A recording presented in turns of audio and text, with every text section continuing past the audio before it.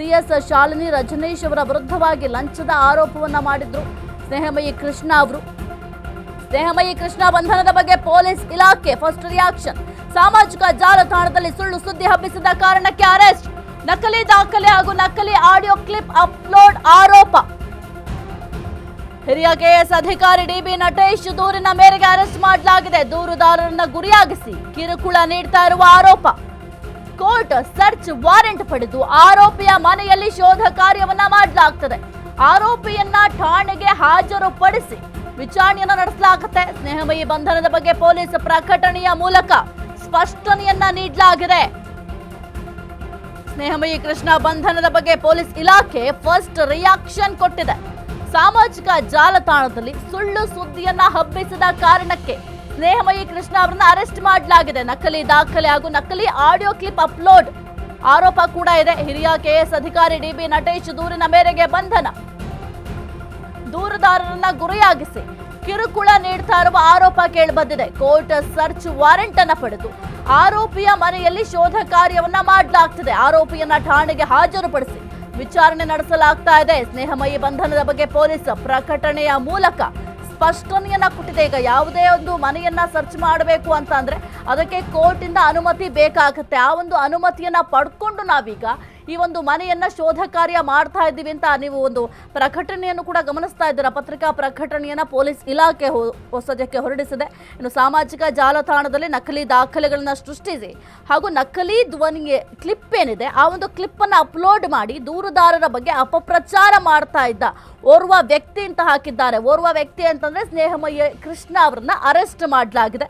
ಇನ್ನು ದೂರುದಾರರಾದ Shri dB Natesh KS ಹಿರಿಯ ಅಧಿಕಾರಿ ಹಾಗೂ ಈ ಹಿಂದೆ ಮೂಡ ಆಯುಕ್ತರು ನೀಡಿದ ದೂರಿನ ಮೇರೆಗೆ ಮೈಸೂರು ನಿವಾಸಿ ಶ್ರೀ ಸ್ನೇಹಮಯಿ ಕೃಷ್ಣ ಎಂಬುವರು ತಮ್ಮ ಫೇಸ್ಬುಕ್ ಖಾತೆಯ ಮೂಲಕ ದೂರುದಾರರ ಫೋಟೋ ಹಾಗೂ ನಕಲಿ ದಾಖಲೆಗಳನ್ನ ಹಾಗೂ ಧ್ವನಿ ಕ್ಲಿಪ್ ಅನ್ನ ಸೃಷ್ಟಿಸಿ ಸಾಮಾಜಿಕ ಜಾಲತಾಣದಲ್ಲಿ ಅಪಪ್ರಚಾರ ನಡೆಸಿ ದೂರುದಾರರನ್ನ ಗುರಿಯಾಗಿಸಿ ಕಿರುಕುಳ ನೀಡುತ್ತಿದ್ದಾರೆ. ಇದರ ಕುರಿತು ಬೆಂಗಳೂರು ನಗರ ಸೈಬರ್ ಕ್ರೈಮ್ ಪೊಲೀಸ್ ಠಾಣೆಯಲ್ಲಿ ಆ ಡೇಟ್ ಕೂಡ ಮೆನ್ಷನ್ ಮಾಡಿದ್ದಾರೆ. ಯಾವಾಗ ಈ ಒಂದು ದೂರು ದಾಖಲಾಗಿದೆ ಅಂತ 18/2/2026 ಪ್ರಕರಣ ದಾಖಲಾಗಿ ತನಿಖೆ ಕೈಗೊಳ್ಳಲಾಗಿದೆ.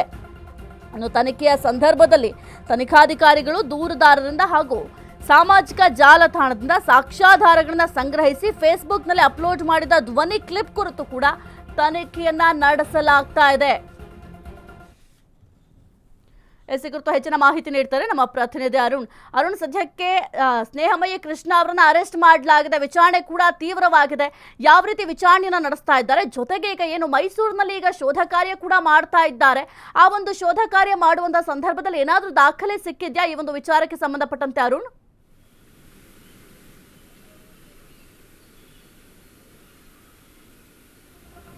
ಸಾಹಿತ್ಯ ಸಾಮಾಜಿಕ ಕಾರ್ಯಕರ್ತರಾದಂತಹ ಏನು ಸ್ನೇಹಮಯಿ ಕೃಷ್ಣ ಅವರನ್ನು CCBನ ಪೊಲೀಸರು ಬಂಧನ ಮಾಡಿರುವಂಥದ್ದು. ಅಂದರೆ DB ನಟೇಶ್ ಅವರ ಒಂದು ಕೆಲವೊಂದು ಐಡೆಂಟಿಟಿ ಥೆಫ್ಟನ್ನು ಮಾಡಿರುವಂತಿರ್ಬೋದು, ಮತ್ತು ಅವರ ವಾಯ್ಸನ್ನು ಸಹ ಬೇರೆ ರೀತಿಯವರ ಅವರ ಥರ ವಾಯ್ಸನ್ನು ಸೃಷ್ಟಿ ಮಾಡಿ ಒಂದು ಸಾಮಾಜಿಕ ಜಾಲತಾಣದಲ್ಲಿ ಹಾಕಿರುವಂಥದ್ದು. ಮತ್ತು ಈ ರೀತಿ ಬೇರೆ ಬೇರೆ ಸೆಕ್ಷನ್ಸ್ ಅಂದರೆ IT ಆ್ಯಕ್ಟ್ ಸೆಕ್ಷನ್ 66 ಮತ್ತು C ಮತ್ತು 66D ಮತ್ತು ಏನು BNS 340 ಅಂದರೆ 336 ಮತ್ತು 335 ಇರ್ಬೋದು, ಮತ್ತು 340 ಈ ಅಡಿಯಲ್ಲಿ ಅವರ ವಿರುದ್ಧ ನಿನ್ನೆ ಸಂಜೆ ಏನು DB ನಟೇಶ್ ಅವರು ಬೆಂಗಳೂರಿನ ಸೈಬರ್ ಕ್ರೈಮ್ ಪೊಲೀಸ್ ಠಾಣೆಗೆ ಒಂದು ದೂರನ್ನು ಕೊಟ್ಟಿರುವಂಥದ್ದು. ಅಂದರೆ ನನ್ನ ಗುರುತುಗಳನ್ನು ಬೇರೆ ರೀತಿ ಮರೆಮಾಚಿರುವಂಥದ್ದು, ಬೇರೆ ರೀತಿ ಥೆಫ್ಟ್ಗಳನ್ನು ಹಾಕಿ ಅವರು ಸಾಮಾಜಿಕ ಜಾಲತಾಣದಲ್ಲಿ ವೈರಲನ್ನು ಮಾಡಿರುವಂಥದ್ರ ಬಗ್ಗೆ ಸಂಬಂಧಪಟ್ಟಂತೆ ಒಂದು ದೂರನ್ನು ಕೊಟ್ಟಿರ್ತಾರೆ. ಅದರ ಅನ್ವಯ ಇವತ್ತು ಏನು ಬೆಂಗಳೂರು ಕೋರ್ಟ್ಗೆ ಸ್ನೇಹಮಯಿ ಕೃಷ್ಣ ಅವರು ಬಂದಿರ್ತಾರೆ. ಆ ಒಂದು ಸಂದರ್ಭದಲ್ಲಿ ಅವರನ್ನು ಹೊರಗಡೆ ಇದ್ದಂಥ ಸಂದರ್ಭದಲ್ಲಿ ಬೆಂಗಳೂರಿನ CCB ಪೊಲೀಸರು ಬಂಧನ ಮಾಡಿರುವಂಥದ್ದು. ಅಂದರೆ ಪ್ರಮುಖವಾಗಿ ಏನಂದರೆ ಇತ್ತೀಚೆಗೆ ಕಳೆದ 2 ದಿನಗಳ ಹಿಂದಷ್ಟೇ ಒಂದು ಸ್ನೇಹಮಯಿ ಕೃಷ್ಣ ಅವರು ಏನು ಅಂದರೆ DB ನಟೇಶ್ ಅಂದರೆ ಮೂಡಾದ ಮಾಜಿ ಆಯುಕ್ತರಾದಂತಹ ಏನು DB ನಟೇಶ್ ಏನಿರ್ತಾರೆ, ಸೊ ಅವ್ರಿಗೆ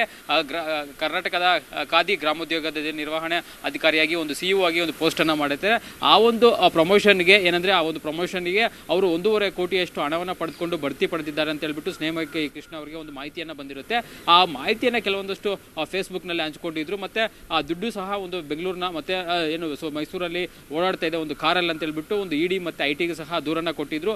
ಆದರೆ ಇದು ಯಾವುದೂ ಸಹ DB ನಟೇಶ್ ಅವರಿಗೆ ಸಂಬಂಧಪಟ್ಟಿದ್ದಲ್ಲ ಅಂತ ಹೇಳ್ಬಿಟ್ಟು ಅವರು ನಿನ್ನೆ ಸಂಜೆ ಬಂದು ಬೆಂಗಳೂರಿನ ಏನು CCBಯ ಸೈಬರ್ ಕ್ರೈಮ್ ಪೊಲೀಸ್ ಠಾಣೆಗೆ ದೂರನ್ನು ಕೊಟ್ಟಿರ್ತಾರೆ. ಆ ಒಂದು ದೂರನ್ನು ಆಧರಿಸಿ ಇವತ್ತು ಮಧ್ಯಾಹ್ನ ಏನು ಸ್ನೇಹಮಯಿ ಕೃಷ್ಣ ಅವರು ಬೆಂಗಳೂರಿನಲ್ಲಿ ಇರ್ತಾರೆ ಮತ್ತು ಅವರನ್ನು ಪೊಲೀಸರು ಸಹ ಹುಡುಕಾಟ ಮಾಡ್ತಾ ಇರ್ತಾರೆ. ಅಂದರೆ ಎಲ್ಲಿರ್ತಾರೆ ಮತ್ತು ಏನು ಅನ್ನೋದ್ರ ಬಗ್ಗೆ ಒಂದು ಮಾಹಿತಿಯನ್ನು ಸಹ CCB ಪೊಲೀಸರು ಸಂಗ್ರಹ ಮಾಡಿರ್ತಾರೆ. ಆ ಒಂದು ಸಂದರ್ಭದಲ್ಲಿ ಬೆಂಗಳೂರಿನ ಸಿಟಿ ಸಿವಿಲ್ ಕೋರ್ಟ್ ಬಳಿ ಅವರು ಒಂದು ಇವತ್ತೇನು ಸಿದ್ದರಾಮಯ್ಯ ವಿಚಾರಕ್ಕೆ ಸಂಬಂಧಪಟ್ಟಂತೆ ಮೂಡ ಹಗರಣದ ಒಂದು ಅಂತಿಮ ವರದಿಯನ್ನು ಏನು ಕರ್ನಾಟಕ ಲೋಕಾಯುಕ್ತ ಪೊಲೀಸರು ಸಲ್ಲಿಸಬೇಕಾಗುತ್ತೆ. ಅದರ ಅರ್ಜಿಯ ವಿಚಾರಣೆ ಇವತ್ತು ಒಂದು ಜನಪ್ರತಿನಿಧಿಗಳ ವಿಶೇಷ ನ್ಯಾಯಾಲಯದಲ್ಲಿ ಇರುತ್ತೆ ಸಾಹಿತ್ಯ. ಸೊ ಆ ಒಂದು ಸಂದರ್ಭದಲ್ಲಿ ಬೆಳಗ್ಗೆ ಬಂದಿದ್ರು. ಆನಂತರ ಏನು ಆ ಕೋರ್ಟ್ ಆ ವಿಚಾರಣೆಯನ್ನು ಮಧ್ಯಾಹ್ನಕ್ಕೆ ಪೋಸ್ಟ್ ಮಾಡಿರುತ್ತೆ. ಆ ಒಂದು ಸಂದರ್ಭದಲ್ಲಿ ಅವರು ಹೊರಗಡೆ ಇದ್ದಂಥ ಸಂದರ್ಭದಲ್ಲಿ CCB ಪೊಲೀಸರು ಅವರನ್ನು ಪಿಕ್ ಮಾಡಿರುವಂಥದ್ದು. ಸದ್ಯಕ್ಕೆ ಅವರನ್ನು ರಹಸ್ಯ ಸ್ಥಳದಲ್ಲಿಟ್ಟು ವಿಚಾರಣೆಯನ್ನು ಮಾಡ್ತಾ ಇರುವಂಥದ್ದು. ಜೊತೆಗೆ ಈಗಾಗಲೇ ಮೈಸೂರಿನ ಏನು ಸ್ನೇಹಮಯಿ ಕೃಷ್ಣ ಅವರ ನಿವಾಸ ಏನಿದೆ ಅಲ್ಲೂ ಸಹ ಪೊಲೀಸರು ಒಂದು ಸರ್ಚ್ ವಾರೆಂಟನ್ನು ಪಡೆದುಕೊಂಡು ಪರಿಶೀಲನೆ ಮಾಡ್ತಾ ಇರುವಂಥದ್ದು. ಅಂದರೆ ಕೆಲವೊಂದು ವಿಚಾರಗಳಿಗೆ ಸಂಬಂಧಪಟ್ಟಂತೆ DB ನಟೇಶ್ ಅವರ ವಾಯ್ಸನ್ನು ಬೇರೆ ರೀತಿ ಅವರೇ ಅಂದರೆ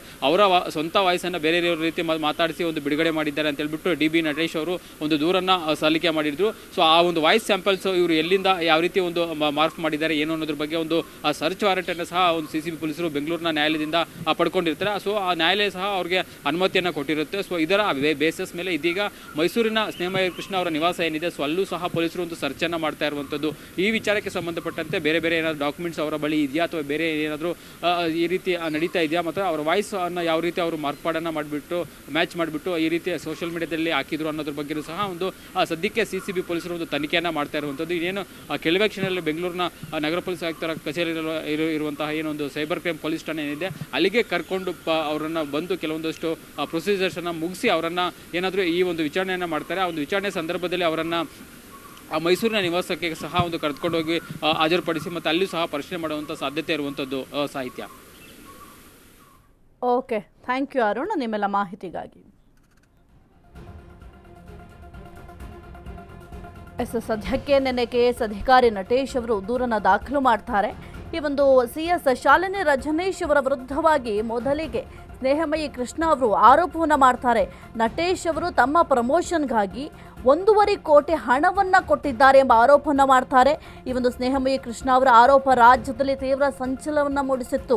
ಇದೀಗ ಸ್ನೇಹಮಯಿ ಕೃಷ್ಣ ಅವರನ್ನು ಅರೆಸ್ಟ್ ಮಾಡಲಾಗಿದೆ. ವಿಚಾರಣೆಯನ್ನು ಕೂಡ ತೀವ್ರವಾಗಿ ವಿಚಾರಣೆ ಮಾಡ್ತಾ ಇದ್ದಾರೆ. ಸಾಕಷ್ಟು ವಿಚಾರವಾಗಿ ಪ್ರಶ್ನೆಯನ್ನು ಮಾಡ್ತಾರೆ. ಮುಖ್ಯವಾಗಿ ಈಗ ಏನು ಸೋಷಿಯಲ್ ಮೀಡಿಯಾದಲ್ಲಿ ಒಂದು ವಾಯ್ಸ್ ಅಪ್ಲೋಡ್ ಮಾಡಿದ್ದಾರೆ. ಯಾವ ರೀತಿ ಆ ಒಂದು ವಾಯ್ಸನ್ನು ಮಾರ್ಪಾಡು ಮಾಡಿದ್ರು, ಒಂದು ವೇಳೆ ಅವ್ರದ್ದು ವಾಯ್ಸ್ ಅಲ್ಲ ಅಂತ ಈಗ ಸದ್ಯಕ್ಕೆ ಏನಾದರೂ ವಿಚಾರಣೆಯ ಸಂದರ್ಭದಲ್ಲಿ ತಿಳಿದು ಬಂದರೆ FSLಗೂ ಕೂಡ ಒಂದು ವಾಯ್ಸ್ ಸ್ಯಾಂಪಲ್ ಏನಿದೆ ಅದನ್ನು FSLಗೆ ರವಾನೆ ಮಾಡ್ತಾರೆ. FSLಗೆ ರವಾನೆ ಆದ ನಂತರ ಅದರ ವರದಿ ಏನು ಬರುತ್ತೆ ಅನ್ನೋದು ಕೂಡ ಬಹಳ ಮುಖ್ಯ ಆಗುತ್ತೆ. ಒಂದು ವೇಳೆ ಏನಾದರೂ ಆ ಒಂದು ವರದಿಯಲ್ಲಿ